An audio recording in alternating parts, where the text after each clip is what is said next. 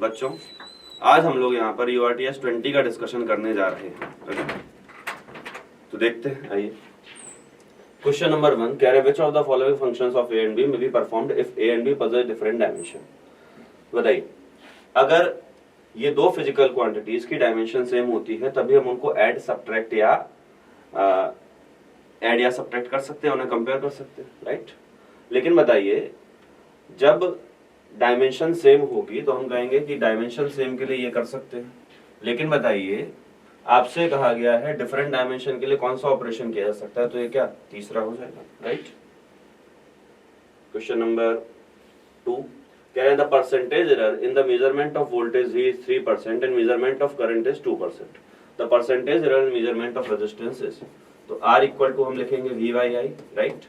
तो delta R/R equal to आ गया delta V/V plus delta I/I। Delta V/V कितना हुआ 3%, डेल्टा I/I कितना हुआ 2%, तो ये आ गया कितना 5%। यानी ऑप्शन कौन सा, फोर्थ यहाँ पे हमारा सही होता है। ओके। क्वेश्चन नंबर 3 कह रहे हैं in the figure shown horizontal force F1 is applied on the block but the block does not slide. Then as the magnitude of vertical force F2 is increased from 0 the block begins to slide. The correct statement is, तो बताओ जब F2 को increase कराओगे तो नीचे लगेगा mg, right. तो बताओ n इक्वल टू लिखोगे mg माइनस F2, क्योंकि n लगेगा कहाँ ऊपर। तो बताओ अगर F2 को इंक्रीज कराओगे तो नॉर्मल रिएक्शन जो है कम होगा, और नॉर्मल रिएक्शन के कम होने से जो फ्रिक्शन की मैक्सिमम वैल्यू होती है कितनी, mu into normal reaction. Normal reaction कम हुआ तो फ्रिक्शन की मैक्सिमम वैल्यू कम हुई। ओके। तो बताओ तुमसे क्या कहा गया, the magnitude of normal reaction on the block increases, तो नॉर्मल रिएक्शन का मैग्नीट्यूड डिक्रीज करेगा। Static frictional force increases, decrease करेगी। Maximum value of static frictional force decreases. तो बताओ ये स्टेटमेंट एकदम सही है, राइट। क्या बताएं इसके बाद। क्वेश्चन नंबर 4 कह रहे हैं दी acceleration time graph of a body is shown, the corresponding velocity time graph of the same body is। तो बताओ AT ग्राफ दिया हुआ है, तुमसे पूछ रहे हैं करस्पॉन्डिंग VT ग्राफ बनाओ। तो बताओ t बराबर 0 पे एक्सेलरेशन कांस्टेंट है, यानी VT ग्राफ का स्लोप कांस्टेंट होना चाहिए। क्या बताओ, एक्सेलरेशन पॉजिटिव यानी वेलोसिटी लगातार बढ़ेगी। ओके। इसके बाद बताओ एक्सेलरेशन हुआ 0 तो कुछ देर के लिए वेलोसिटी रहेगी कांस्टेंट, फिर उसके बाद एक्सेलरेशन फिर पॉजिटिव तो वेलोसिटी को फिर से बढ़ना चाहिए, यानी ऑप्शन हमारा तीसरा होना चाहिए। ओके। क्वेश्चन नंबर 5 कह रहे हैं the system shown mass of the man is 50 kg and mass of the lift is 30 kg. If the system is in equilibrium then force applied by man on rope is। Okay. तो बताइए man का मास 50 kg है, नीचे लगा 50 g। क्या बताइए, जो तुम्हारा लिफ्ट है इसका मास 30 है तो नीचे लगा 30 g, ऊपर ये टी और ये टी, यानी बताओ ऊपर टोटल फोर्स लगा 2t और नीचे लगा 50g प्लस 80g यानी 800। तो t की वैल्यू कितनी आ गई 400 मीटर। ओके। पहला। क्वेश्चन नंबर 6 कह रहे हैं body is projected with a kinetic energy K at an angle of 60 degree with the horizontal, its kinetic energy at highest point of its trajectory will be. तो देखें यहाँ पे हमने इसको काइनेटिक एनर्जी के से प्रोजेक्ट किया इनिशियल वेलोसिटी u के साथ at an angle of 60 degree. तो बताओ यहाँ पे जो वेलोसिटी होगी वो होगी u cos 60, यानी क्या बताओ ये वेलोसिटी होगी कितनी u/2। बताओ यहाँ पे काइनेटिक एनर्जी के इक्वल टू लिखोगे हाफ m/u²। तो यहाँ पे वही काइनेटिक एनर्जी लिखी जाएगी k' equal to half m/u/2 का स्क्वायर यानी u²/4। तो k' की वैल्यू क्या बताइए k/4 आती हुई ऑप्शन हमारा फोर्थ यहाँ पे सही होता हुआ बच्चों। ओके। इसके बाद क्वेश्चन नंबर 7 कह रहे हैं body is allowed to slide down on a frictionless track from rest position under gravity. The track ends into a circular loop of diameter d। What should be the minimum height of the body in terms of d so that it may complete successfully the loop. ठीक है। तो देखें, तो यहाँ पे ये track था जिसकी हाइट h थी। ओके। और ये ट्रैक यहाँ पे कुछ इस तरह से सर्कल में घूम जाता है और जिसकी डायमीटर कितनी है d। आपसे कहा जा रहा है कि जब ये ब्लॉक यहाँ पे पहुंचे तो ये सर्कल कंप्लीट कर ले। अब बताओ सर्कल कंप्लीट करने के लिए से मिनिमम वेलोसिटी कितनी चाहिए होगी, √5 g। ठीक, यहाँ से इस ब्लॉक को छोड़ा गया है, इसकी वेलोसिटी कितनी थी, 0, h हाइट नीचे गिरा, तो यहाँ से यहाँ के बीच एनर्जी कंजर्वेशन लगाओ। ओके, तो बताओ यहाँ पे जो वेलोसिटी आई होगी तो यहाँ लिखोगे क्या, mgh इक्वल टू, यहाँ पे वेलोसिटी हुई v, तो mgh बराबर हाफ mv², राइट। तो बताओ यहाँ से ये गया, v की वैल्यू कितनी आ गई, √2gh, और बताओ यहाँ पे हमें कितनी वेलोसिटी चाहिए, √5gr। ठीक, तो √5gr की वैल्यू रख दी, तो r की वैल्यू कितनी, d/2। ठीक, स्क्वायर किया तो हो गया 2gh equal to 5g d/2, g से g गया, h की वैल्यू आ गई कितना, 5d/4, ये आ गया h, राइट। यानी बताओ ऑप्शन तुम्हारा सेकंड यहाँ पे सही होता है। ओके, क्वेश्चन नंबर 8 कह रहे हैं, the centre of mass of a non uniform rod of length l whose mass per unit length varies as lambda equal to x² upon l where k is the constant, x is the distance measured from one end, is at the following distance from the same end। तो बताओ लिखते थे हम क्या, xcm equal to integration of dm into X upon integration of dm, right. Limit कहाँ से कहाँ, तो आपने कहा 0 से l, यहाँ भी 0 से l। तो बताओ dm को लिखा जाएगा कितना, तो आपने कहा था सर ऐसे करते थे कि यहाँ से x डिस्टेंस पे एक छोटा सा स्ट्रिप कट करते थे जिसका मास, जिसकी लेंथ होती थी dx और जिसमें मास फंसता था dm, तो dm को लिखा जाता था लैम्डा इंटू dx। ओके, तो बताओ यहाँ पे हम लिखेंगे क्या, लैम्डा इंटू dx, और x पहले से था तो lambda x dx upon integration of lambda dx, limit 0 से l, 0 से l। ओके, तो बताओ ये बन गया तुम्हारा, लैम्डा की वैल्यू तुमने रखी x²/l, तो ये ऊपर बन गया x³/l, 1/l कांस्टेंट बाहर ले लेंगे, लिमिट 0 से l dx, और नीचे बना 1/l times x² dx। Okay, ये कैंसिल होते हुए इंटीग्रेट किया तो ये बन जाएगा x³ x⁴ 4/4, राइट, लिमिट 0 से l, और ये बन गया x³ 3/3, लिमिट 0 से l। तो बताओ ये बन गया तुम्हारा l³ 4/4 अपॉन l³ 3/3। तो बताओ ये आ गया तुम्हारा xcm equal to 3l/4। Okay, यानी ऑप्शन तुम्हारा कौन सा, पहला सही होता हुआ यहाँ पे बच्चों। ओके, क्वेश्चन नंबर 9 कह रहे हैं, in the given diagram the distance travelled by the Planck when a and b exchange their position is. बताओ यहाँ पे हम जब कोई एक्सटर्नल फोर्स नहीं होता था तो मास मोमेंट 0 करते थे। ओके, और मास मोमेंट 0 करके displacement of plank with respect to earth निकालते थे, और क्या लिखते थे, माइनस टाइम्स 90 kg गया इधर, तो 90 इंटू प्लांक के रिस्पेक्ट में इसने कितना चला, 12, direction I cap. Okay, minus 40 kg ने कितना चला, तो 40 इंटू 12, ओके, डायरेक्शन माइनस आई कैप, अपॉन टोटल मास, तो आपने कहा 9 और 90 और 40 और 20। ठीक, तो बताओ ये हो गया तुम्हारा 150, राइट। तो बताओ जो displacement of plank with respect to earth आया, यह है माइनस ऑफ 90 इंटू 12 हुए 1080, और ये हुआ कितना 480, ओके, अपॉन 150। तो बताइए ये हो गया तुम्हारा कितना 600/4। अच्छा, ये बता रहा है माइनस क्या, कि अगर 90 kg इधर गया है, 40 kg इधर गया है, तो 90 kg ज्यादा मास मूवमेंट लेके गया होगा, तो बैलेंस करने के लिए ये 20 kg इधर शिफ्ट हुआ होगा, कितना 4। ओके, तो अगर देखें तो 4 लिखना चाहिए माइनस आई कैप, लेकिन आपसे पूछा गया है सिर्फ क्या, मैग्नीट्यूड, तो ये आंसर हो जाएगा कौन सा, सेकंड। ओके, क्वेश्चन नंबर 10 कह रहे हैं, circular disc of mass 2 kg and radius 10 centimeter rolls without slipping with a speed of 2 meter per second, the kinetic energy of disc is. Disc की काइनेटिक एनर्जी कही गई है, ठीक है। तो देखो के इक्वल टू क्या लिखोगे डिस्क का, के ट्रांसलेशनल प्लस के रोटेशनल। ठीक, तो के ट्रांसलेशनल प्लस के रोटेशनल लिखते हैं। ट्रांसलेशनल काइनेटिक एनर्जी कितनी, half mv², rotational half I⍵², तो ये हो गया हाफ mv² प्लस हाफ क्या है ये, डिस्क, तो half into M R square by two into omega को लिखोगे क्या, वी वाई आर।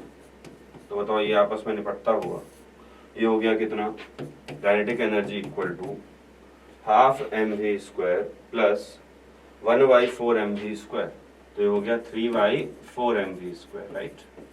अब वैल्यू रखते हैं, तो 3/4 इंटू मास कितना 2, ठीक, स्पीड कितनी 2, तो 2 का स्क्वायर। बताओ ये आपस में कैंसिल होते हुए काइनेटिक एनर्जी टोटल आती हुई कितनी 6 जूल, राइट। यानी ऑप्शन कौन सा, दूसरा सही होता हुआ बच्चों। क्वेश्चन नंबर 11 कह रहे हैं uniform rod of mass m and length l is suspended by two string at its end as shown. When one of the string is cut, the rod starts falling with an initial angular acceleration. तो ये L है भाई साहब, ठीक है। तो देखें यहाँ पे टेंशन T1 रहा होगा, यहाँ पे टेंशन T2 रहा होगा, तुमने इसको कट कर दिया, ठीक। तो तुमने जब कैंची लेके इसको कट कर दिया तो तुम्हारा जो फिगर बनेगा वो ये कि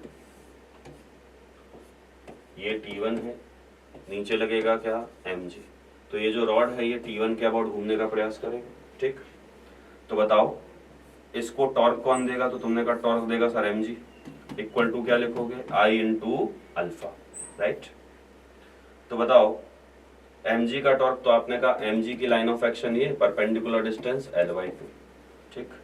तो लिखेंगे क्या mg into l/2 equal to I कितना, तो आपने कहा एंड पॉइंट के अबाउट लिखेंगे ml स्क्वायर बाई 3, ठीक, इंटू अल्फा। तो बताओ m से m गया, l से एक l गया, ये स्क्वायर था, राइट। तो बताओ ये आ जाएगा तुम्हारे पास कितना 3g बाई 2l, ये आ गई किसकी, अल्फा की वैल्यू, राइट। यानी ऑप्शन कौन सा तुम्हारा, तीसरा सही होता हुआ बच्चों, ओके। क्वेश्चन नंबर 12 कह रहे हैं 2 wires A and B of same material have radii in ratio 2:1 and length in ratio 4:1. The ratio of 2 of the normal forces required to produce the same change in the length of these two wires is.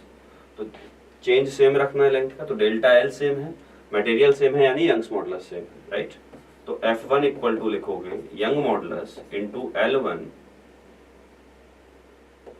Young modulus into A1 into delta L upon L1, ये तो लिखते थे। F equal to Young modulus into A times delta L by L. F2 equal to लिखोगे क्या, Young modulus into A2 into delta L by L2। दोनों को बताओ divide कर दो, तो delta L Young modulus cancel होते हुए बचा क्या, F1 by F2 equal to A1 by A2 into L2 by L1, A1 by A2 यानी R1 बाई R2 का whole square into L2 by L1, okay.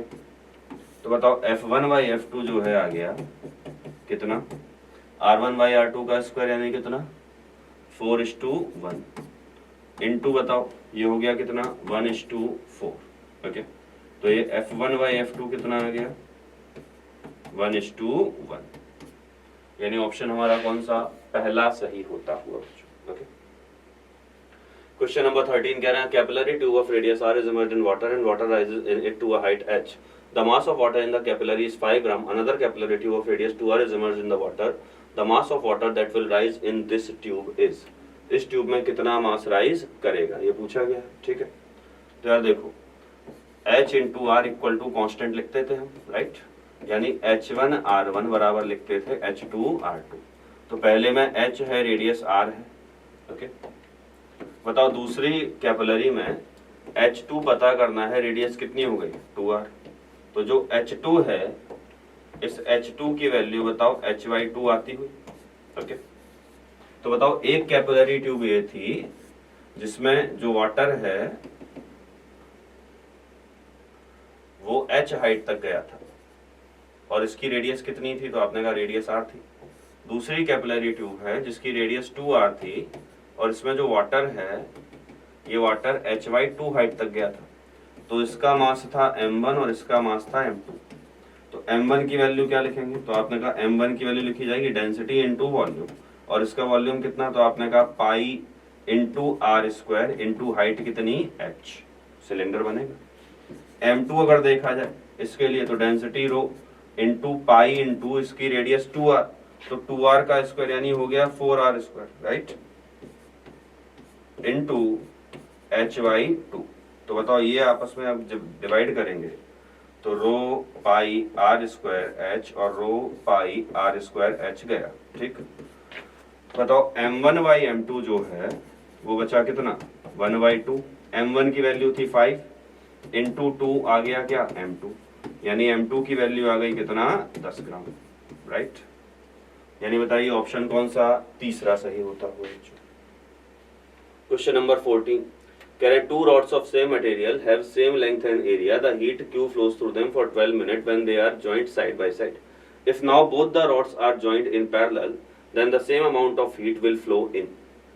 Same amount of heat कितनी देर में flow करेगा, ठीक। तो बताओ जब सीरीज में जुड़े हुए थे दो रॉड्स तो इनके बीच इसका रेजिस्टेंस R, इसका रेजिस्टेंस भी R, ठीक। इनके बीच टेम्परेचर डिफरेंस कुछ रहा होगा डेल्टा टी, ठीक। तो बताओ आप क्या लिखेंगे, H इक्वल टू जो लिखा जाएगा वो कितना delta Q by delta T, और बताइए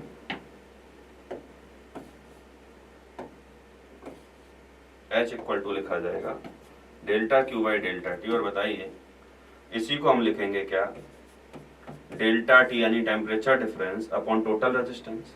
तो बताओ जब सीरीज में जोड़ा था तो टोटल रेजिस्टेंस 2R था, हीट फ्लो Q हुआ, ठीक। तो लिख सकते हैं हम क्या Q बाई कितना टाइम लगा 12 equal to delta T by 2R, right. अगली बार बताइए जब इन दोनों को पैरेलल में रखा तो ये दोनों R और R पैरेलल में रखे हुए थे तो R इक्विवेलेंट इनका कितना हुआ R/2, राइट। क्या बताओ तुमसे कहा गया है same amount of heat flow कराना है, टाइम बताना है, तो Q/T equal to delta T by अब कितना R/2, राइट। तो बताओ डिवाइड कर दो, डेल्टा टी से डेल्टा टी गया, ये 2 इधर जाएगा, R से R गया, Q से Q गया, तो आ गया T/12 इक्वल टू 1/4, यानी बताइए T की वैल्यू कितनी आ गई 3 मिनट, ओके। यानी ऑप्शन कौन सा सेकंड यहाँ पे सही होता हुआ बच्चों। क्वेश्चन नंबर 15 कह रहे हैं block of ice at temperature -20 is slowly heated and converted to steam at 100 degree Celsius, which of the following diagram is most appropriate. तो बताओ सबसे पहले जो आइस है -20 डिग्री सेल्सियस पे, इसको जब आप हीट देंगे तो जब इसको हीट दी जाएगी तो बताइए हीट देने के कारण ये पहले बनेगी कितना आइस एट 0 डिग्री सेल्सियस, फिर बताइए अब इसे और हीट देंगे तो ये जो है ये मेल्ट होगी, और बताइए ये बनेगी क्या वाटर एट 0 डिग्री, और बताओ ये वाटर एट 0 डिग्री बनी, फिर आपने इसे गर्म किया क्या बताइए तब ये बनेगा वाटर एट 100 डिग्री। यानी बताइए जब यहाँ पे आप इसे गर्म करेंगे, ये Q1 Q2 Q3 हीट दे रहे हैं, राइट। तो क्या बताइए इसके बाद फिर इसका फेस चेंज होगा और ये बनेगा क्या स्टीम एट 100 डिग्री, ठीक। ये मामला है। तो बताइए जब आइस से -20 डिग्री की आइस से आपको आइस बनाना है 0 डिग्री सेल्सियस की, सबसे पहले टेम्परेचर बढ़ेगा, उसके बाद फिर स्टेट चेंज होगी, और बताओ जब स्टेट चेंज होगी तो बताइए उस टाइम टेम्परेचर बढ़ने वाला नहीं है, फिर बताइए उसके बाद फिर आपने हीट दी तो फिर वाटर का टेम्परेचर बढ़ेगा, और फिर जब स्टीम बनाना होगा तो क्या बताओ फिर टेम्परेचर बढ़ने वाला नहीं है जब तक पूरी स्टीम ना बन जाए। तो ऑप्शन कौन सा फर्स्ट यहाँ पे सही होता हुआ, राइट। क्वेश्चन नंबर 16 कह रहे हैं 1 mole of O2 gas having volume equal to 22.4 liter at 0 degree Celsius and when atmospheric pressure is compressed isothermally so that its volume reduces to 11.2 liter. The work done in this process is, तो W equal to क्या लिखोगे nRT/ln V2/V1, right. तो ये हो गया nRT/ln V2/V1, यानी V2 कितना 11.2 upon V1 कितना 22.4, राइट। तो ये आ गया nRT/ln हाफ को -2 लिखेंगे तो आ जाएगा -nRT/ln 2, ओके। जब सबकी वैल्यू रखेंगे आप, तो W इक्वल टू N की वैल्यू रख दें कितना 1, R की वैल्यू 8.3, ठीक, T कितना है 0 डिग्री सेल्सियस, राइट, तो T की वैल्यू हो गई 273 केल्विन, Ln2 की वैल्यू 0.693, तो यह आ जाएगा क्या माइनस का 1572 पॉइंट समथिंग, यानी ऑप्शन कौन सा 4 था। ओके,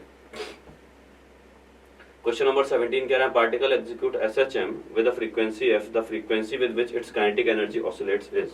तो यार एक बात बताइए,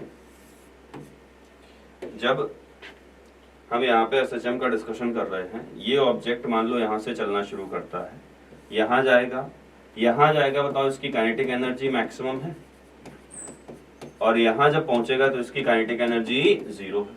क्या बताइए, फिर यहाँ आएगा तो फिर इसकी काइनेटिक एनर्जी मैक्सिमम हो गई, और बताओ फिर जब यहाँ आएगा तो फिर इसकी काइनेटिक एनर्जी 0 हो गई, बताओ फिर यहाँ जाएगा, फिर इसकी काइनेटिक एनर्जी मैक्सिमम हो गई। तो बताओ जितनी देर में पार्टिकल ने एक ऑसिलेशन कंप्लीट किया, उतनी देर में बताइए काइनेटिक एनर्जी अपनी मिनिमम वैल्यू से मैक्सिमम वैल्यू को 2 बार अचीव कर चुकी है, राइट। तो बताओ यानी कि काइनेटिक, अगर इसकी फ्रीक्वेंसी f है तो काइनेटिक एनर्जी की फ्रीक्वेंसी कितनी होगी 2f, यानी ऑप्शन कौन सा तीसरा सही होता है। क्वेश्चन नंबर 18 कह रहा है wave represented by the equation y1 equal to a cos kx minus omega t superimposed with another wave to form a stationary wave such that the point x equal to 0 is a node, x बराबर 0 को हमें node बनाना है, ठीक है। तो बताओ अगर यहाँ पे तुम x बराबर 0 रखोगे तो a जो y1 है ये कितना आएगा a, तुम्हें इसको 0 बनाना है, ठीक। तो इसका अगर तुम ग्राफ देखोगे तो इसका ग्राफ ऐसे आना चाहिए, राइट, और ये वेव इधर ट्रेवल कर रही है।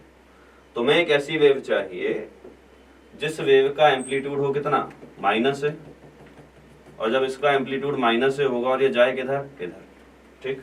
तो जो तुम्हें दूसरी वेव चाहिए इसका होना चाहिए क्या minus a cos of kx plus omega T, यानी आप क्या कहना चाह रहे हो, ये है a cos kx plus omega T plus pi, okay, यानी ऑप्शन कौन सा हो गया तुम्हारा सेकंड, ओके। क्वेश्चन नंबर 19 कह रहे हैं no two electric field lines can intersect each other. तो यहाँ पे जो हम बात कर रहे हैं वो इलेक्ट्रिक फील्ड लाइंस की बात हो रही है, इंड्यूस्ड इलेक्ट्रिक फील्ड की बात नहीं हो रही है, ठीक है। तो क्या बताओ इलेक्ट्रिक फील्ड लाइंस एक दूसरे को कभी इंटरसेक्ट नहीं करते थे। क्या बताओ ये इंटरसेक्ट क्यों नहीं करते थे, क्योंकि जहां पे भी आप इलेक्ट्रिक फील्ड लाइन बनाते हैं तो हम कहते हैं इलेक्ट्रिक फील्ड लाइन जहां भी आप बना रहे हैं वो वहां पे अगर आप टेंजेंट डालेंगे तो वो टेंजेंट बताओ इन दोनों का वो होना चाहिए, राइट। क्या बताओ जो टेंजेंट है ये यहाँ पे इलेक्ट्रिक फील्ड की डायरेक्शन बताती थी। बताओ यहाँ पे अगर इलेक्ट्रिक फील्ड लाइंस एक दूसरे को कट या टच करेंगी तो टेंजेंट डालने पे इलेक्ट्रिक फील्ड की 2 डायरेक्शन हो जाएंगी, जो कि पॉसिबल नहीं है भाई। कहीं भी हम अगर इलेक्ट्रिक फील्ड देखेंगे तो नेट देखेंगे, तो इसका मतलब असर्शन जो कह रहा है no true electric field lines can intersect each other, और रीजन कह रहा है tangent at any point of electric field line gives the direction of net electric field. तो बताओ ये यही रीजन है और ये असर्शन को एक्सप्लेन कर रहा है, तो ऑप्शन हमारा कौन सा पहला सही होता हुआ, ओके। क्वेश्चन नंबर 20 कह रहे two identical thin rings each of radius R coaxially placed at a distance r meter apart. If Q1 and Q2 coulombs are respectively the charge uniformly spread on the two rings, the work done in moving a charge Q from center of one ring to that of other ring is, okay? तो देखें भाई, एक ये है Q1, दूसरा ये है Q2, okay. ये रिंग 1 हो गई, ये रिंग 2 हो गई, रेडियस दोनों की r है और इनके बीच की दूरी भी बच्चों r है, ओके। एक Q चार्ज को हम जो है उठा के रख रहे हैं एक रिंग से दूसरी रिंग में, ठीक है। तो बताओ सबसे पहले हम पहली रिंग का पोटेंशियल लिखेंगे, तो क्या लिखेंगे, पहली रिंग का पोटेंशियल उसके खुद के चार्ज के कारण k टाइम्स Q1/r। अब बताइए पड़ोसी रिंग के चार्ज के कारण, तो इससे डिस्टेंस कितनी, तो आपने कहा ये r है ये भी r है, तो बताओ जो ये डिस्टेंस आएगी that will be √2r, right. तो प्लस इसके लिए लिखेंगे क्या Q2/√2r, ओके। बताओ V2 लिखेंगे इसके लिए k टाइम्स Q2/R और Q1 पे लिखेंगे क्या प्लस Q1/√2R। ओके, क्या बताओ W लिखोगे क्या? तो आपने कहा W लिखा गया Q times V1 minus V2। Okay, Q delta V। तो बताओ यहाँ से यहाँ लाए होंगे तो V final minus V initial. तो बताओ लिखेंगे क्या Q टाइम्स, क्या बताओ K कॉमन है तो K हम बाहर निकाल लेते हैं सब में, R कॉमन है R बाहर निकाल लिया, बचा क्या Q1 प्लस Q2/√2 और ये बचा माइनस Q2 ओके और माइनस Q1/√2। ओके, तो बताओ इसे जब सॉल्व किया तो आ जाएगा क्या Q times Q1 minus Q2 times √2 minus 1 upon ये आ गया √2 नीचे और 4πε0 R। ओके, ये आया। तो बताओ ऑप्शन कौन सा सेकंड सही होता हुआ, राइट। क्वेश्चन नंबर 21 कह रहे हैं find energy stored between the plates of a parallel plate capacitor of area A and separated by a distance d if electric field between this plate is E and also energy required to completely charge it. ठीक, तो energy density हम लिखते थे क्या half epsilon nought E square, right. तो ये लिखते हैं half epsilon nought E square, ये एनर्जी डेंसिटी है। आपको टोटल एनर्जी चाहिए तो लिखेंगे energy density into volume, right. तो ये हो गया half epsilon nought E square, बताओ वॉल्यूम क्या लिखेंगे एरिया इनटू बीच का गैप, राइट। तो ये जो U आया है ये कौन सा है स्टोर्ड, तो U स्टोर्ड हो गया half epsilon nought E square AD। Okay, ये आ गया U स्टोर्ड। ठीक, अब बताइए आपसे कहा जाए इसके बाद कि वर्क डन बाय बैटरी कितना हुआ होगा, तो आप कहते थे sir work done by battery जो है वो 2U होता था। क्या बताइए अगर बैटरी वर्क करती थी CV स्क्वायर तो स्टोर्ड होता था कितना हाफ CV स्क्वायर, बाकी आधा किस में जाता था जूल हीटिंग में। तो अगर यहाँ स्टोर्ड हुआ है इतना half epsilon nought E square AD, तो बताइए बैटरी ने वर्क किया होगा epsilon nought E square AD, right. तो ऑप्शन कौन सा पहला सही होता है, राइट। क्वेश्चन नंबर 22 कह रहे हैं uniformly charge ring of radius 3 and total charge q is placed in xy plane centered at origin.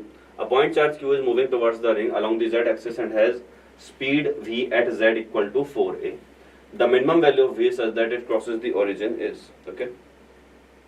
origin को क्रॉस करना है तो आपको v की मिनिमम वैल्यू बतानी है, राइट। तो देख लें रेडियस कितनी है रिंग की 3 है, ओके। और बताओ एक्सिस पे जिस पॉइंट पे रखा हुआ है वो पॉइंट रखा हुआ है कहां पे x इक्वल टू 4a पे, ओके, राइट।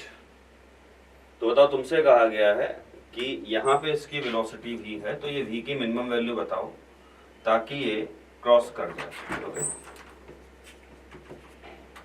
v की मिनिमम वैल्यू बताओ ताकि ये क्रॉस कर जाए। तो बताओ यहाँ से यहाँ के बीच लगाएंगे क्या conservation of energy, okay.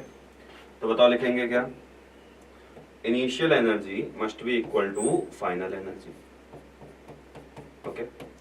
Initial energy क्या लिखी जाएगी, तो आपने कहा सर इनिशियल एनर्जी में लिखेंगे यहाँ का काइनेटिक एनर्जी प्लस यहाँ का पोटेंशियल एनर्जी। तो यहाँ का काइनेटिक एनर्जी कितना half mv square, okay. Kinetic energy ये हो गई, पोटेंशियल कितना, तो आपने कहा पोटेंशियल लिखा जाएगा 1/4πε0 टाइम्स एक चार्ज q, ठीक। रिंग पे भी चार्ज कितना है q, तो रिंग पे चार्ज जो q था ये ऐसे, ओके। तो बताओ इनटू q स्क्वायर अपॉन बीच की डिस्टेंस। तो बताओ ये 3a है ये 4a है, तो ये जो डिस्टेंस आएगी क्या बताओ ये है अंडर रूट ऑफ 3a का स्क्वायर प्लस 4a का स्क्वायर, यानी ये आ गई कितनी 5 है, राइट।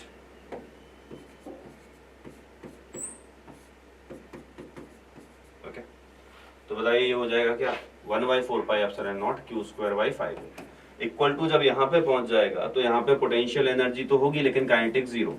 पोटेंशियल कितना, तो आपने कहा पोटेंशियल सर 1/4πε0 q²/3 है, राइट।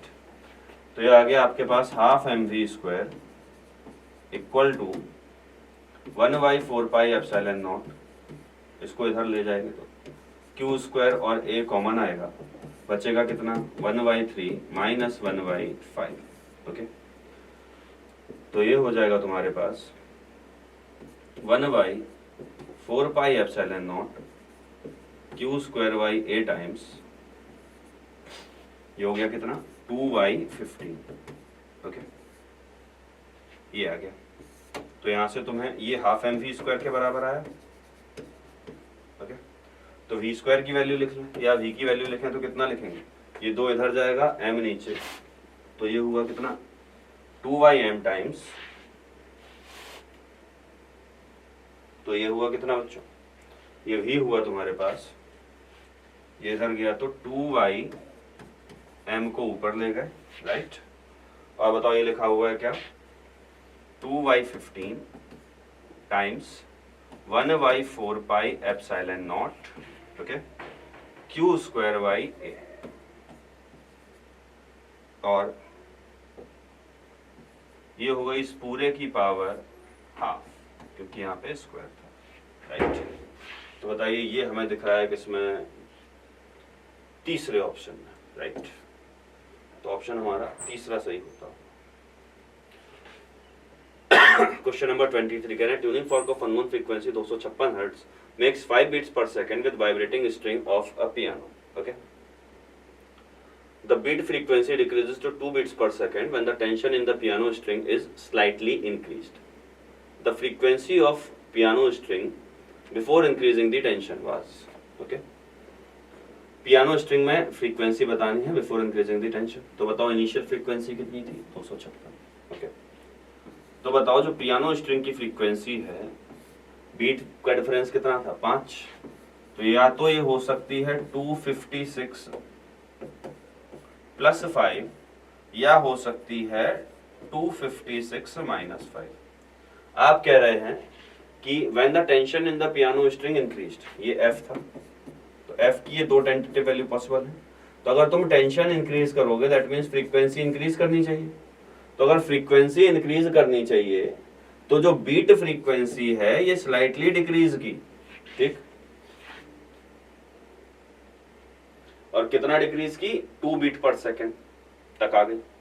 तो बताओ अगर तुम यहाँ पे फ्रीक्वेंसी इंक्रीज करोगे, टेंशन इंक्रीज करोगे तो फ्रीक्वेंसी इंक्रीज होगी 256 प्लस 5, ये पहले से अगर होता और इसमें तुम और इंक्रीज करते तो बीट फ्रीक्वेंसी बढ़ती। बीट फ्रीक्वेंसी घटी है यानी रहा होगा कितना 265 माइनस 5, यानी ऑप्शन कौन सा तीसरा, राइट। क्वेश्चन नंबर 24 कह रहे हैं the current in the inductance is varying with time according to the plot shown in figure, which one of the following is correct variation of voltage with time in coil। तो बताओ E equal to हम लिखते हैं क्या minus LdI/dt। Okay, पहले phase में अगर देखें 0 से t/2 तक, तो 0 से t/2 तक di/dt आप कह रहे हैं कांस्टेंट है और कांस्टेंट के साथ पॉजिटिव है। तो बताओ E होना चाहिए कैसा इस केस में नेगेटिव। और बताओ t/2 से t तक के लिए बात करें तो कहेंगे di/dt कांस्टेंट है और कांस्टेंट होने के साथ पॉजिटिव है।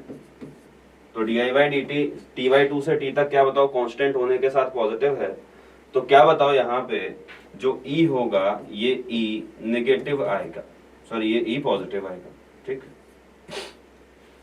कांस्टेंट होने के साथ सॉरी नेगेटिव है। ओके, यहाँ से तो कांस्टेंट एंड नेगेटिव। तो बताइए ये E जो है ये कैसा आएगा पॉजिटिव, यानी ऑप्शन कौन सा फोर्थ सही होता है। ओके, क्वेश्चन नंबर 25 कह रहे हैं electromagnetic wave travelling through vacuum is described by E equal to E nought sine kx minus omega T, V equal to V nought sine kx minus omega T, which of the following equation is not true. तो बताओ C equal to हम लिखते हैं क्या E nought by B nought equal to लिखते हैं क्या omega by k, यानी E नॉट के इक्वल टू आ गया क्या B नॉट ओमेगा। ओके, यानी बताओ ये जो इक्वेशन है ये हमें मिल रही है। नॉट ट्रू पूछा गया है, तो ये दोनों ट्रू नहीं है, यानी ऑप्शन कौन सा, फोर्थ आता है, राइट। क्वेश्चन नंबर 26 कह रहे हैं hollow cylinder has a charge q coulomb within it. If phi is the electric flux in unit of voltmeter associated with curved surface, the flux linked with the plane surface A in unit of voltmeter will be. तो बताओ, इससे linked flux phi है तो इससे linked flux phi dash मान लेते हैं, और इससे भी लिंक्ड फ्लक्स फाई डैश मान लेते हैं। तो बताओ, हम कहेंगे टोटल फ्लक्स जो है ये कितना है, क्यू वाई एप्सिलॉन नॉट, यानी फाई प्लस इन दोनों के कारण मिलके हुआ 2 फाई डैश इक्वल टू है क्यू वाई एप्सिलॉन नॉट। तो बताओ फाई डैश की वैल्यू आएगी यहाँ पे कितनी, Q Y epsilon nought minus phi, और बताओ ये 2 था इधर तो 1/2 जाएगा नीचे, यानी ऑप्शन कौन सा तुम्हारा, पहला यहाँ पे सही होता हुआ बच्चों। Okay, question number 27 Ohm's law fails in diode, Zener diode, PN junction. बताओ ये जो सारे डिवाइसेस हैं ये नॉन ओमिक डिवाइस है। नॉन ओमिक डिवाइस वो डिवाइस होते हैं जो ओम्स लॉ को फॉलो नहीं करते, जिनका वीआई कर्व एक स्ट्रेट लाइन नहीं होता। तो क्या बताओ, ये सारे ये होने वाले हैं। ओके, क्वेश्चन नंबर 28 कह रहे हैं ABCD and PQ are point in uniform electric field. The potential at point VA 2 है, VP, VB और VD 5 वोल्ट है। तो बताओ ये VP, VD और VB वाली लाइन जो है ये इक्वी पोटेंशियल लाइन है, ठीक है। VC कितना, 8 वोल्ट है। तो बताओ ये लाइन इक्वी पोटेंशियल लाइन है, तो जो इलेक्ट्रिक फील्ड होगी वो ऐसे गई होगी, यानी यहां से एंगल बनाया होगा कितना, 45 डिग्री। ए का पोटेंशियल कितना, तो आपने कहा सर ए का पोटेंशियल है 2 वोल्ट, और सी का पोटेंशियल कितना है, तो आपने कहा सी का 8 है और डी का कितना 5। ओके, तो बताओ इलेक्ट्रिक फील्ड अगर इस डायरेक्शन में है तो आपने इस डायरेक्शन में डिस्प्लेसमेंट कितना लिया, 0.2। तो बताओ ई का इस डायरेक्शन में आया क्या, cos 45। तो लिखेंगे E cos 45 into 0.2 equal to potential difference कितना, 5 माइनस 2, राइट। तो बताओ यानी आ गया E/√2 इंटू 0.2 इक्वल टू आ गया 3। क्या बताओ ये ऐसे गया तो ये 30 हुआ, तो E इक्वल टू बन गया 30/2 इंटू √2, यानी E की वैल्यू आ गई कितना, 15√2। ओके, यानी ऑप्शन कौन सा, दूसरा यहाँ पे सही होता हुआ बच्चों। ओके, अलॉन्ग AP लिखा होना चाहिए था हालांकि, लेकिन PA है तो इट वर्क्स फाइन, कोई दिक्कत नहीं। 29 कह रहे हैं two slit Young's experiment is done with monochromatic light of wavelength 6000 angstrom. Slits are 2 mm apart and fringes are observed on a screen placed 10 cm away from the slit. If transparent plate of thickness 0.5 mm is placed in front of one of the slits, interference pattern shifts by 5 mm. Then refractive index of transparent plate should be. Okay, transparent plate का refractive index कितना होना चाहिए, तो आप shifting को लिखें तो आप लिखते हैं शिफ्ट कितना, μ-1 टाइम्स T इंटू dy/d। ठीक, शिफ्ट की वैल्यू कितनी है, स्लिट्स आर 2 mm अपार्ट, बताइए plate of thickness 0.5, interference pattern कितना शिफ्ट हुआ, 5 mm, तो होगा 5 इंटू 10⁻³ राइट। μ-1 म्यू तो कैलकुलेट करना है, थिकनेस कितनी है, ठीक, प्लेट्स ऑफ थिकनेस 0.5 mm, तो ये हो गया 0.5 इंटू 10⁻³ ठीक, इंटू डी, डी की वैल्यू कितनी है 10 सेंटीमीटर, यानी बताइए हो गया 10 इंटू 10⁻² अपॉन बताओ स्मॉल डी कितना है 2 mm अपार्ट, तो 2 इंटू 10⁻³ जब आप यहाँ कैलकुलेट करेंगे तो म्यू की वैल्यू यहाँ से आपको मिलेगी 1.2, ऑप्शन तुम्हारा सेकंड सही होता हो। ओके, क्वेश्चन नंबर 30 कह रहे हैं Young's experiment when sodium light of wavelength 5893 is used then 62 fringes are seen in the field of view. तो बताओ अगर फील्ड ऑफ व्यू ये है तो इस फील्ड ऑफ व्यू की लेंथ फिक्स है राइट। तो मान लो यहाँ पे जो तुम्हारा सोडियम लाइट है, सोडियम लाइट की n1 फ्रिंजेस बनी, तो y इक्वल टू आप क्या लिखेंगे n1 λ1 dy/d।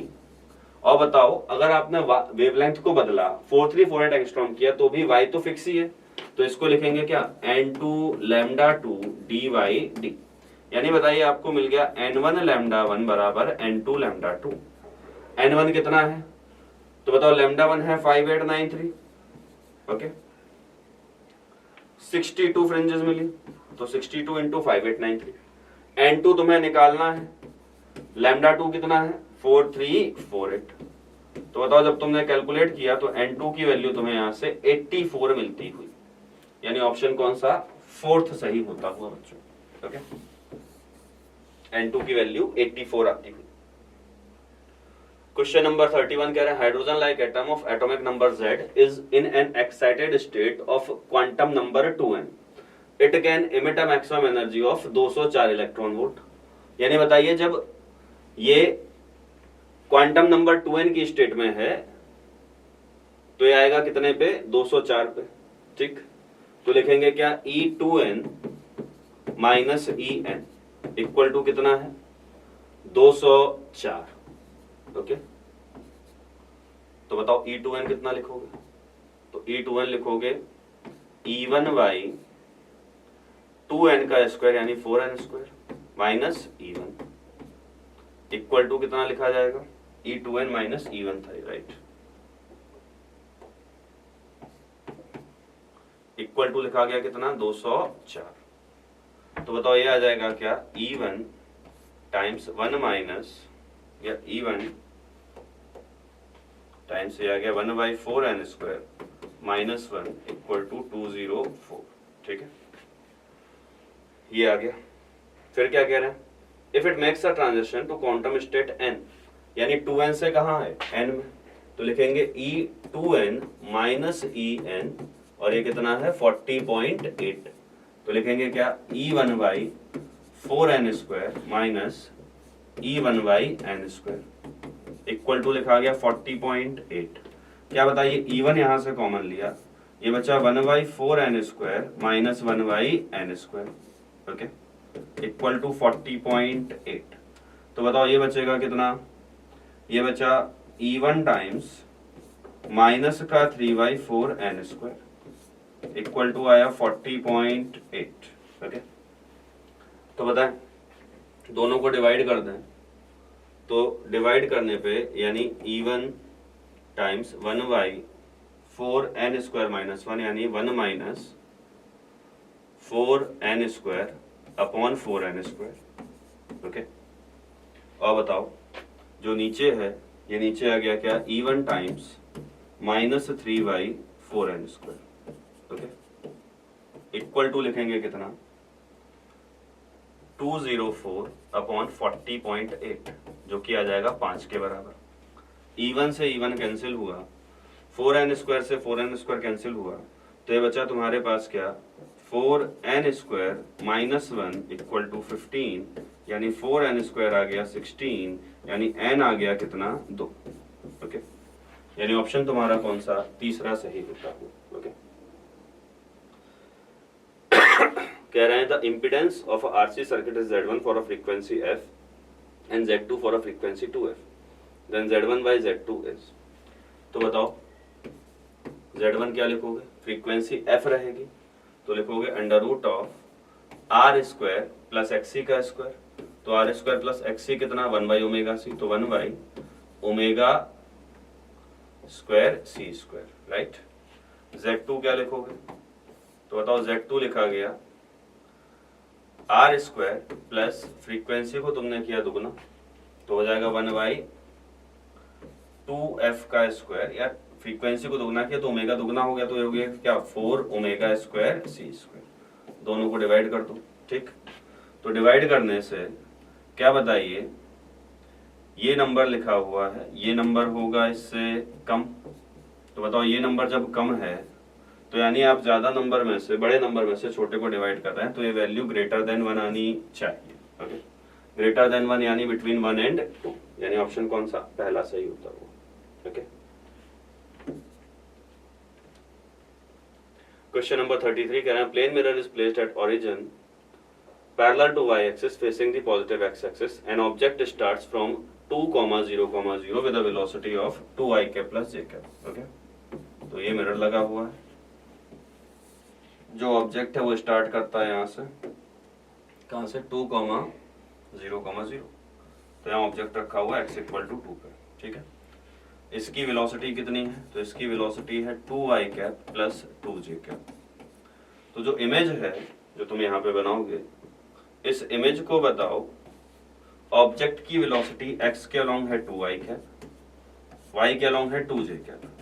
तो जो इमेज है इसको बताओ x के अलोंग मिलेगा कितना, -2y कैप, और y के अलोंग सेम 2j कैप मिलेगा, राइट। तुमसे पूछा गया है the relative velocity of image with respect to object. तो velocity of image with respect to object क्या लिखा जाएगा, तो आपने क्या लिखा जाएगा, velocity of image with respect to ground या विद रिस्पेक्ट टू मिरर, ठीक, minus velocity of object with respect to mirror. तो इमेज की वेलोसिटी हुई कितनी, -2y cap plus 2j cap, और ऑब्जेक्ट की वेलोसिटी हुई minus times 2y cap plus 2j cap. तो बताओ ये आ गया तुम्हारे पास -4i कैप, यानी बताओ जो वेलोसिटी रहेगी वो किसके अलोंग, नेगेटिव x एक्सिस के अलोंग। क्वेश्चन नंबर 34 कह रहे हैं if the refractive index of material of equatorial prism is √3 then the angle of minimum deviation of the prism is. तो प्रिज्म का मिनिमम डेविएशन का एंगल कितना होगा, तो बताओ म्यू इक्वल टू क्या लिखते थे हम, sine a plus delta minimum y2, okay, sine a plus delta minimum y2 upon sine a/2, ये लिखा जाता था, राइट। वैल्यू रखें, म्यू की वैल्यू कितनी, √3। इक्विलेटरल प्रिज्म है तो आ जाएगा sine of 60 degree plus delta minimum y2 upon sine 60/2 यानी साइन 30, राइट। तो ये साइन 30 की वैल्यू हाफ, तो ये बन गया √3/2 equal to sine of a plus delta minimum y2, right. क्या बताइए, ये √3/2 को हम लिख सकते हैं क्या, साइन 60 इक्वल टू लिखा है sine of a plus delta minimum y2, right. यानी बताइए a plus delta minimum y2 जो है ये बराबर हो गया किसके, 60 डिग्री के। तो यानी बताइए आपके पास आ गया a plus delta minimum equal to 120, a की वैल्यू खुद 60 plus delta minimum equal to 120, right. तो डेल्टा मिनिमम की वैल्यू आ गई कितना, 60 डिग्री, राइट। यानी ऑप्शन कौन सा, तीसरा सही होता हुआ, ओके। क्वेश्चन नंबर 35 कह रहे हैं convex lens of focal length f is placed somewhere in between an object and screen. The distance between object and screen is x.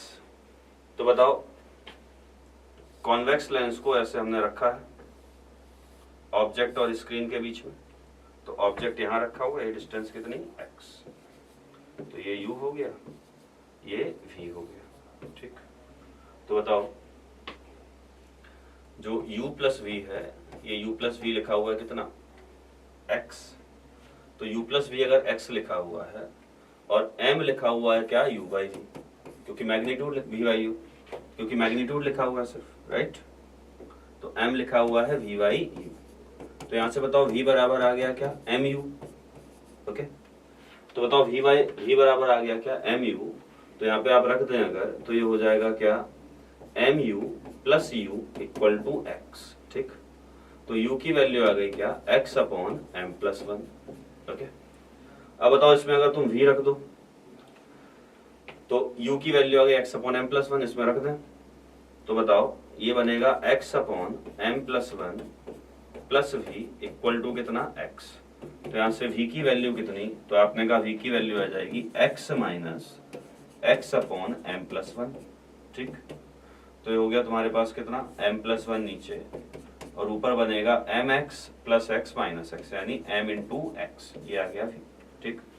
बताओ हमें पता है क्या लिखेंगे, लेंस फॉर्मूला लगाते हैं, तो क्या लिखेंगे, 1/v minus 1/u equal to 1/f।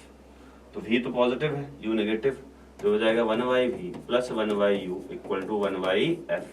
Value रख दें, v की वैल्यू है कितनी, mx अपॉन m प्लस 1, तो 1/v हो गया कितना, m plus 1 upon mx।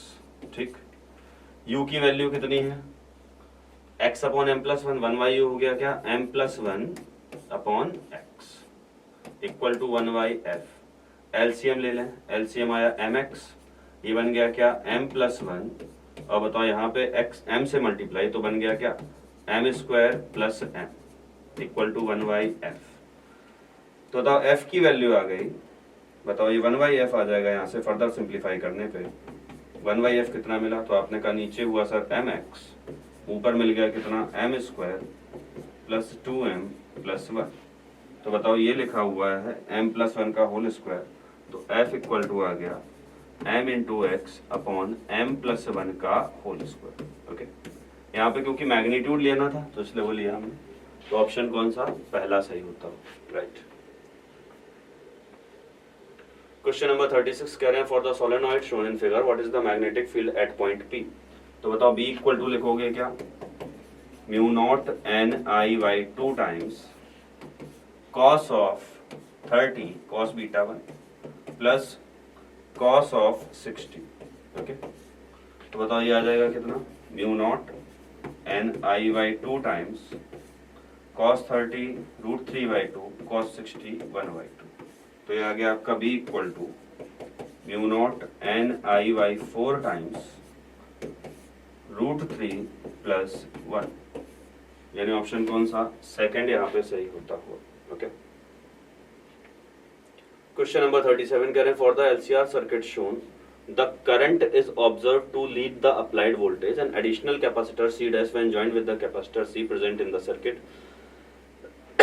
Makes the power factor of the circuit unity. तो पावर फैक्टर को यूनिटी बनाना चाहते हैं, पावर फैक्टर यूनिटी बनेगा, यानी cos फाई बराबर R/Z, ये 1 बनाना चाहते हैं, यानी R की वैल्यू Z के बराबर करना चाहते हैं, यानी बताओ रेजोनेंस कराना चाहते हैं, यानी बताओ XL को XC के बराबर कराना चाहते हैं, राइट।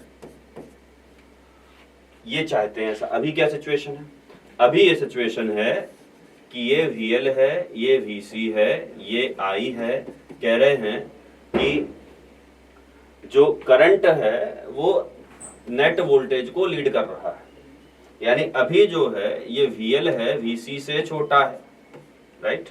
यानी अभी जो XL है ये XL एक्चुअल में XC से छोटा रहा होगा, ठीक। आप चाहते हैं XC की वैल्यू जो है वो थोड़ा कम हो, तो XC की वैल्यू आप कम करना चाहते हैं, इसका मतलब आप C को बढ़ाना चाहते हैं। तो यानी आप जो कैपेसिटेंस है उसके साथ पैरेलल में एक कैपेसिटर लगाएंगे, पैरेलल में लगाने से कैपेसिटेंस बढ़ेगी, राइट। तो XL और XC बराबर होना चाहिए, ये हमारा मेन पॉइंट है। तो XL और XC को बराबर करने के लिए C के साथ हमने पैरेलल में C डैश कैपेसिटर जोड़ दिया। तो लिखेंगे क्या, XL को omega L equal to XC को 1/ओमेगा times C plus C dash. Okay, तो बताओ C प्लस C डैश आ गया तुम्हारे पास 1/ओमेगा² L। C डैश की वैल्यू आ गई कितनी, 1/ओमेगा² L माइनस C। तो C डैश की वैल्यू आ गई 1 - ओमेगा² LC अपॉन ओमेगा² L। ये आ गया क्या, C डैश। यानी बताइए ऑप्शन कौन सा, पहले तो पैरेलल में होना चाहिए, तो सीरीज वाले सारे ऑप्शंस को हटा दें, फिर 3 और 4 में देख लें, तो तीसरा ऑप्शन सही होता है। ओके, क्वेश्चन नंबर 38 कह रहे हैं body of mass 2 kg slides down a curve track which is quadrant of a circle of radius 1 metre. All the surfaces are frictionless if body starts from rest, its speed at the bottom of track is. तो बताओ यहाँ से यहाँ आते हुए speed बतानी है, तो आप कहेंगे यहाँ से यहाँ तक हम एनर्जी कंजर्वेशन लगाएंगे। यहाँ पे हमने क्या कहा, तो हमने कहा यहाँ पे पोटेंशियल एनर्जी को 0, यहाँ पे बताइए वेलोसिटी 0 थी तो काइनेटिक एनर्जी 0। तो E initial equal to E final लिखते हैं। इनिशियल सिर्फ क्या है, पोटेंशियल mgh, फाइनल सिर्फ क्या है, काइनेटिक हाफ mv²। तो बताओ ये गया, V की वैल्यू कितनी आएगी, √2gh, h की वैल्यू रखते हैं कितना, 1 मीटर। तो बताओ V की वैल्यू आ गई कितना, √20, ठीक। √20 यानी कितना, 4 पॉइंट समथिंग, राइट। इसके बाद बताएं क्वेश्चन नंबर 39 कह रहे हैं current carrying circular loop of radius r is placed in uniform magnetic field B not Tesla in XY plane as shown in the figure. The loop carries a current I equal to 1 ampere in direction shown. Find the torque acting on the block. तो बताओ tau equal to क्या लिखते हो m cross b, right? ये tau लिखोगे तो पहले m पता होना चाहिए। तो आपने कहा सर करंट ऐसे बह रही है इस डायरेक्शन में, तो करंट ऐसे बह रही है तो क्या लिखोगे m equal to I into A. तो बताओ I की डायरेक्शन में हमने रखा है ऐसे, तो एरिया वेक्टर ये वाला लेना, राइट? यानी डायरेक्शन कैसी, माइनस के क्या, तो ये लिखा जाएगा क्या I into A direction minus के कैप, राइट? बी वेक्टर कैसा, तो आपने कहा 45 डिग्री बना रहा है, तो इधर आएगा क्या बी का बी नॉट का cos 45 यानी B naught by root two I cap, और ये आएगा बी नॉट का साइन 45 यानी B naught by root two J cap. Okay, ये आगे। तो बी को क्या लिखोगे आप, तो आप बी को लिखे B naught by root two I cap plus B naught by root two J cap. Okay, तो अब बताइए आई ए और बी नॉट और नीचे रूट टू, ये तो हो गए कॉमन, ठीक? बताओ के क्रॉस आई कराते जे, माइनस के क्रॉस आई हो जाएगा क्या, माइनस जे। और बताइए के क्रॉस जे लिखते क्या, माइनस आई, और माइनस के क्रॉस जे लिखेंगे प्लस आई। ये होना चाहिए आंसर, ठीक? तो आई होना चाहिए प्लस का और जे होना चाहिए माइनस का, यानी ऑप्शन कौन सा, तीसरा सही होता है, राइट? बताइए क्वेश्चन नंबर 40 में आपसे कह रहे हैं the magnetic force acting on the charge particle of charge -2 microcoulomb in magnetic field of 2 Tesla acting in y direction when particle velocity is, ठीक है? क्या पूछ रहा है, फोर्स, तो F इक्वल टू क्या लिखेंगे, Q times V cross B, right? तो बताओ V जो है Q हो गया -2 into 10 to the power -6। Okay, V कितना हो गया, तो आपने कहा V हो गया sir 2i cap plus 3j cap into 10 to the power 6। Okay, और तुम्हारा जो मैग्नेटिक फील्ड है y डायरेक्शन में, तो इंटू 2 j कैप। ओके, क्या बताओ 10 पावर -6 10 पावर 6 गए, j क्रॉस j कराओगे 0 हो जाएगा, बचा i क्रॉस j, और i क्रॉस j होता है कि तो -2 इंटू ये 2 दूनी 4 बना, और डायरेक्शन होनी चाहिए क्या, k कैप, यानी आ गया 8 और डायरेक्शन -k कैप, ठीक? इस माइनस के लगे होने से, यानी ऑप्शन कौन सा, फोर्थ यहाँ पे सही होता हुआ हमारा, राइट? क्वेश्चन नंबर 41 कह रहे हैं the following combination of logic gate the output of A B and C are respectively.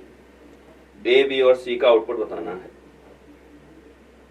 तो देख लो ये 1 और 1, तो 1 और 1 अगर यहाँ पे देखोगे ये लगा हुआ है कौन सा, नैंड गेट, तो 1 और 1 का यहाँ पे आएगा कितना, 1 प्लस 1 इंटू 1 होना चाहिए था, 1 बनेगा 0, यहाँ पे पहुंचेगा 1, तो बताओ 1 प्लस 0 बनना चाहिए 1, ठीक? तो बताओ इन दोनों को आप पिक्चर से हटा दो, यहाँ देखें 0,1, तो यहाँ पहुंचेगा 1,0। ओके, तो बताओ जब 1,0 पहुंचो तो 1 इंटू 0 होना चाहिए था, 0 बनेगा 1। ओके, यहाँ देख लें 0,1, तो 0,1 में पहुंचा, यहाँ 1 यहाँ 0, और 1 इंटू 0 होगा क्या, 0। तो ऑप्शन कौन सा, तीसरा आता है। ओके, क्वेश्चन नंबर 42 कह रहे हैं infinite ladder network is arranged with resistance R and 2 are as shown, the effective resistance between terminals A and B is। तो बताओ यहाँ पे जहाँ से पैटर्न रिपीट होना स्टार्ट होता था वहां से हम इसे कट करते थे, तो अगर यहाँ से कट करें तो कहते थे कि ये रेजिस्टेंस R, ये कितना 2R, और बताओ ये ऐसे, और यहाँ पे जो इक्विवेलेंट रेजिस्टेंस है उसे X मान लेते थे, राइट? फिर कहते थे कि अगर इतनी ब्रांचेस का जो कि आइडेंटिकल ब्रांचेस हैं इनका इक्विवेलेंट अगर x है तो उसमें एक और जुड़ जाएगा तो कितना बनेगा, x। तो बताओ ये R इक्विवेलेंट कितना लिखेंगे, तो हमने कहा ये होता था 2R into X upon 2R plus x, और बताओ ये R उसके साथ जुड़ा था सीरीज में, ठीक? तो बताओ ये हो जाएगा कितना, 2RX plus x square equal to 2RX plus ये R से मल्टीप्लाई कराया तो 2R square plus RX। Okay, तो बताओ 2rx कैंसिल हुए, ये हो गया x square minus r x minus 2r² equal to 0।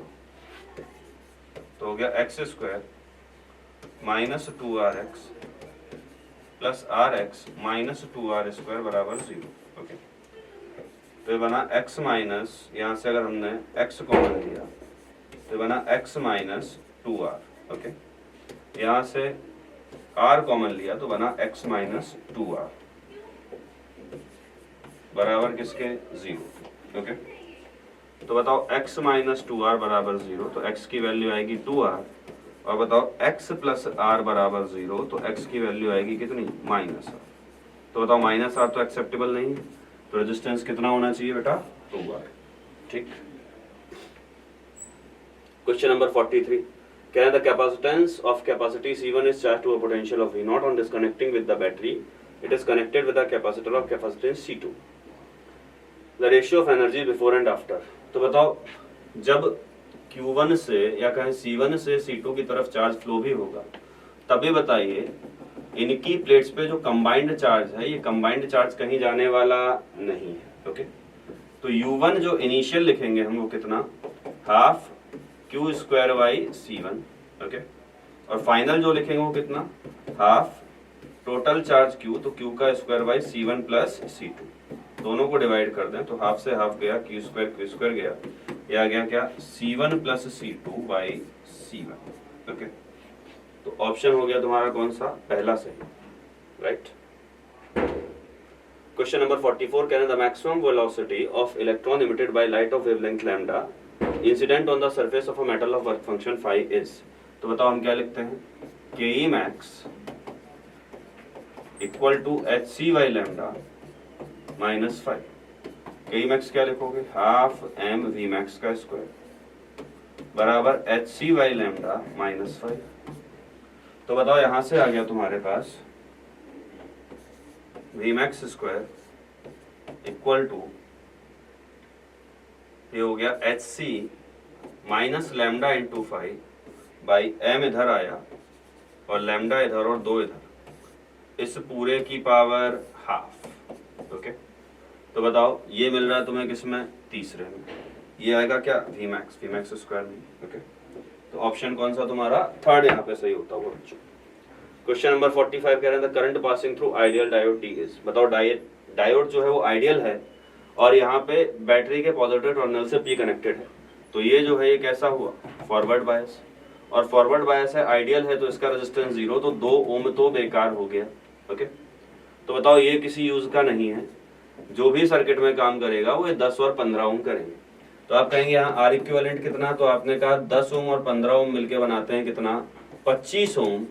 और बताओ करंट कितनी, तो आपने कहा करंट जो है वो लिखा क्या, delta V by R equivalent, यानी बताइए ये कितना आ गई 5/25, यानी 1/5। ओके, यानी बताओ कितना आ गया 0.2 एम्पियर, यानी ऑप्शन तुम्हारा कौन सा, सेकंड यहाँ पे सही होता हुआ बच्चों। ठीक है, धन्यवाद।